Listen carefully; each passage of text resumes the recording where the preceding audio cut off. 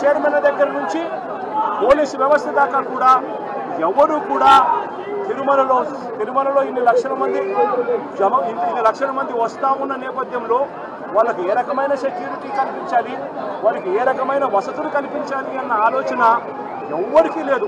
కనీసం ఆ కౌంటర్లలో నిలబడి ఉన్న ప్రజలకు ఆ పార్కుల్లో ఇక్కడ ఉన్న వాళ్ళ పేషెంట్లను అడిగితే అన్న 9 గంటలకు వచ్చినామన్న ఆ పార్కులో అన్నే ఉన్నాము, పార్కులో పెట్టారు, కనీసం నీళ్లు కూడా ఇవ్వలేదన్న అని చెప్తున్నారు.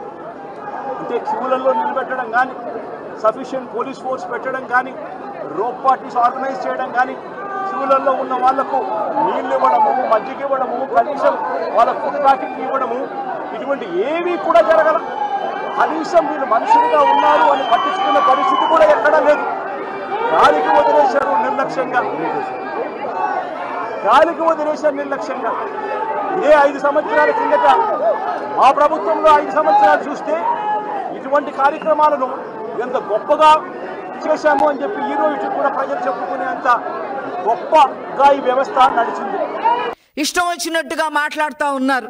మీరు తెలుసుకోవాల్సిన విషయం ఒకటే ఉంది, అది అనుకోకుండా ఆ సంఘటన జరిగింది. కానీ మీ హయాంలో తెలిసి కొన్ని సంఘటనలు జరిగినాయి. బోటు సరిగ్గా లేదు, పర్యాటకుల్ని అనుమతించవద్దు అని అధికారులు చెప్పినప్పటికీ కూడా మరి గోదావరి జిల్లాలో కచ్చులూరులో మీరు బోటు అలౌ చేయడం వల్ల 46 మంది చనిపోయారు, 5గురు గల్లంతయ్యారు, వాంటింగ్గా చేశారు మీరు. దీన్ని ప్రభుత్వ వైఫల్యం అని అంటారు. ఈ కచ్చులూరు ఇన్సిడెంట్ని ఖచ్చితంగా ప్రభుత్వ వైఫల్యం అని చెప్పి అంటారు. అదేవిధంగా మీ సొంత జిల్లాలో జగన్మోహన్ రెడ్డి జిల్లాలో అన్నమయ్య గేటు మరమ్మతులు చెయ్యాల్సింది పోయి ఇన్ టైం మరమ్మతులు చెయ్యకపోతే ఆ గేట్లు పగిలిపోయి 40 మంది చనిపోయారు. మీ నిర్లక్ష్యం వల్ల చనిపోయారు. దీన్ని ప్రభుత్వ వైఫల్యం అంటారు.